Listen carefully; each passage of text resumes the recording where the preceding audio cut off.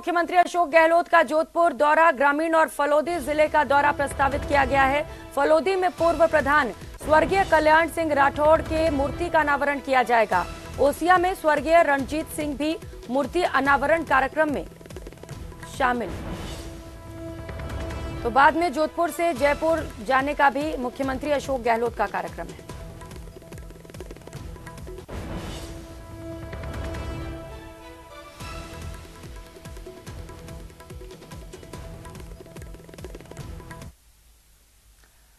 अगली खबर का रुख करेंगे। महाराष्ट्र के मुख्यमंत्री एकनाथ शिंदे आज झुंझुनू के गुड़ा गांव आएंगे। महाराष्ट्र के सीएम एकनाथ शिंदे गुड़ा गांव में गहलोत सरकार के बर्खास्त मंत्री और उदयपुर वाटी विधायक राजेंद्र गुड़ा की ओर से आयोजित कार्यक्रम में शिरकत करेंगे।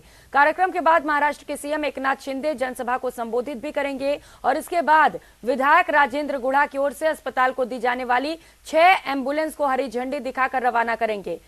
गुड़ा गांव में महाराष्ट्र के सीएम एकनाथ शिंदे के दौरे को लेकर सियासी गलियारों में राजेंद्र गुड़ा के शिवसेना में शामिल होने की भी चर्चाएं तेज हैं। महाराष्ट्र के मुख्यमंत्री साहब राजस्थान की धरती के ऊपर पहली बार हमारे सेक्रेटरी में गुड़ा ग्राम सेंटर पधार रहे हैं।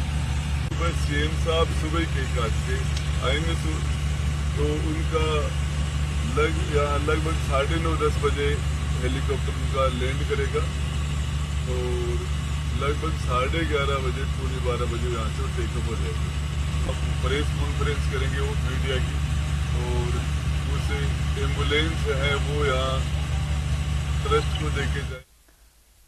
रुक करेंगे। इस बीच मिल रही एक और बड़ी खबर का सीकर से बड़ी खबर है। छात्र अधिकार महारैली आज की जानी है। आरएलपी संयोजक नागौर सांसद हनुमान बेनीवाल सीकर पहुंचेंगे। सीकर में छात्र संघ चुनाव शुरू करवाने के लिए महारैली की जाएगी। एक मंच पर विभिन्न संगठन एक साथ खड़े होंगे। छात्र संघ चुनाव कराने की मांग की जाएगी। तो जब से सरकार की ओर से यह फैसला लिया गया है, ये आदेश जारी किए गए हैं कि इस साल छात्र संघ चुनाव नहीं होंगे, तभी से लगातार आंदोलन देखे जा रहे हैं और इसी क्रम में एक और आंदोलन महारैली की जानी है। छात्र अधिकार महारैली इसका नाम दिया गया है, जिसका आज आयोजन किया जा रहा है। नागौर सांसद हनुमान बेनीवाल सीकर पहुंचेंगे और एक साथ मंच पर विभिन्न संगठन मौजूद रहेंगे। इस बीच जयपुर से बड़ी खबर सामने आ रही है। राजस्थान विश्वविद्यालय के कुलपति राजीव जैन का कार्यकाल समाप्त हो चुका है। प्रोफेसर केएल श्रीवास्तव ने नाम की सरकार से सिफारिश दी है। राजभवन से ये सिफारिश दी गई है। जय नारायण व्यास विश्वविद्यालय जोधपुर के कुलपति हैं श्रीवास्तव। अब राजभवन सलाह करेगा और इस पर अपना अंतिम फैसला लेगा।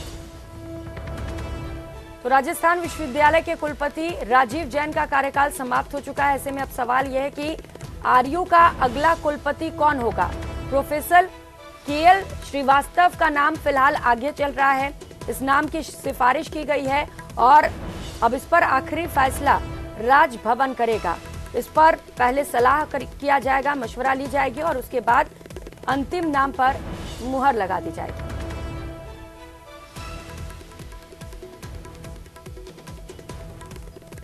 और श्रीगंगानगर से बड़ी खबर सामने आ रही है। राष्ट्रीय लोक अदालत का आयोजन आज किया जाना है। श्रीगंगानगर में 13 बेंचों का गठन किया गया है। राष्ट्रीय लोक अदालत के लिए 13 बेंचों का गठन हुआ है। 19,114 प्रकरणों को राष्ट्रीय लोक अदालत में रखा जाएगा। तो कई प्रकरण आज राष्ट्रीय लोक अदालत में रखे जाएंगे। श्रीगंगानगर से ये बड़ी खबर आपको बता रहे हैं, जहां पर आज राष्ट्रीय लोक अदालत का आयोजन हो रहा है। 13 बेंचों का गठन किया गया है। कुल 19,114 प्रकरण ऐसे हैं जिन्हें राष्ट्रीय लोक अदालत में रखा जाएगा। तो कुल 13 बेंच इन प्रकरणों पर सुनवाई करेंगे और इसके बाद फैसला सुनाया जाएगा।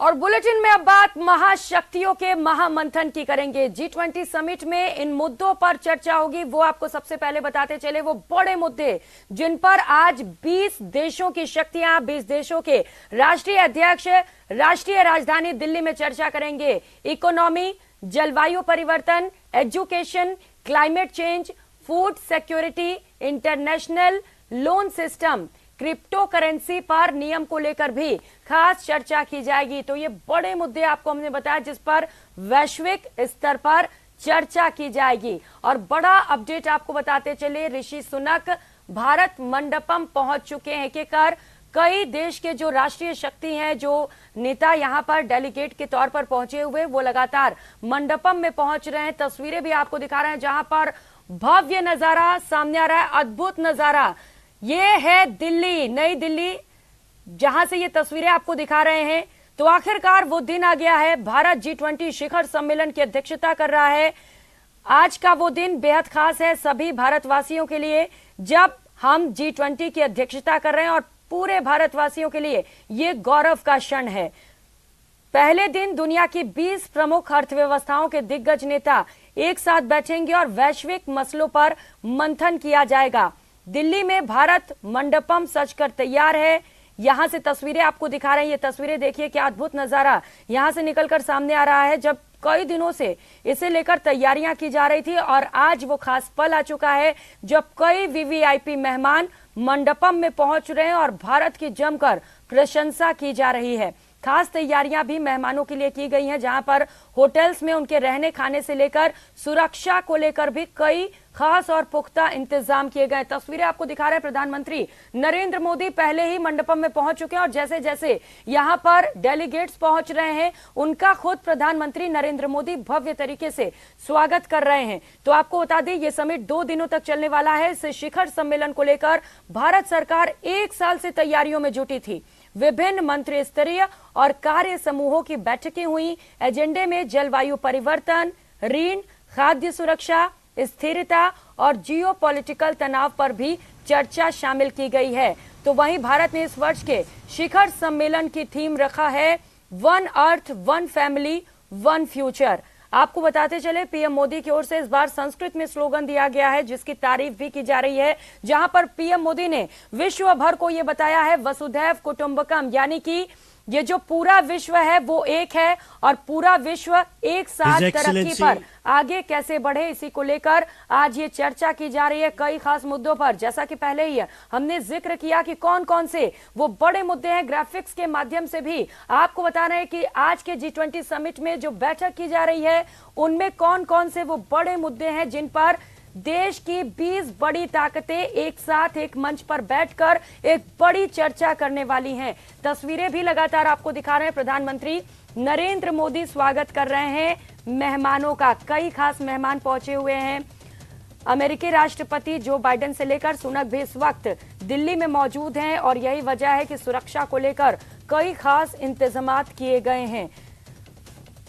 तो मेहमानों का गर्मजोशी से स्वागत किया जा रहा है। वेलकम के लिए खुद भारत के प्रधानमंत्री नरेंद्र मोदी खड़े हुए हैं, जहां पर हाथ मिलाते हुए गर्मजोशी के साथ तमाम मेहमानों का स्वागत किया जा रहा है। प्रधानमंत्री नरेंद्र मोदी ने बांग्लादेश के प्रधानमंत्री शेख हसीना, मॉरिशस के प्रधानमंत्री प्रविंद जुगनाथ, मिस्र के राष्ट्रपति अब्देल फतेह अल सीसी, नीदरलैंड के प्रधानमंत्री मार्क रूटे, संयुक्त राष्ट्र महासचिव एंटोनियो गुटेरेस, विश्व बैंक के अध्यक्ष अजय बंगा, विश्व स्वास्थ्य संगठन के महानिदेशक टेड्रोस एडनोम, OECD यानी कि आर्थिक सहयोग और विकास संगठन के महासचिव माथियास कॉर्बन, इवेला विश्व व्यापार संगठन के महानिदेशक के नगोजी ओकोंजो का भी स्वागत किया गया। इसके साथ साथ कोमोरोस के राष्ट्रपति का भी भव्य तरीके से स्वागत हुआ, जहां पर प्रधानमंत्री नरेंद्र मोदी लगातार मेहमानों का इंतजार कर रहे हैं और उनका स्वागत किया जा रहा है।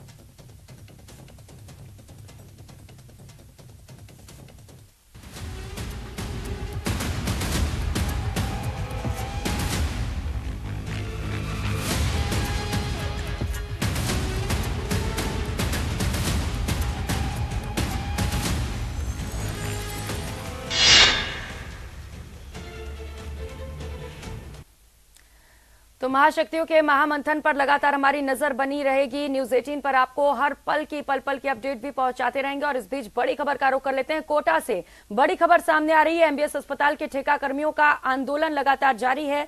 ठेका कर्मी आज और कल कार्य बहिष्कार करेंगे। आज और कल 2 घंटे का कार्य बहिष्कार किया जाएगा। 11 सितंबर से ठेका कर्मी हड़ताल पर रहेंगे।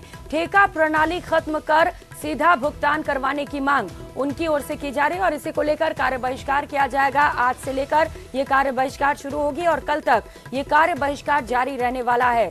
2-2 घंटे का ये कार्य बहिष्कार होगा और कहा जा रहा है कि स्वास्थ्य जो सुविधाएं हैं, जो व्यवस्थाएं हैं, वो भी चरमरा सकती हैं। तो सबसे बड़े अस्पताल कोटा के एमबीएस अस्पताल में ये प्रदर्शन किया जाना है और कार्य बहिष्कार किया जाएगा।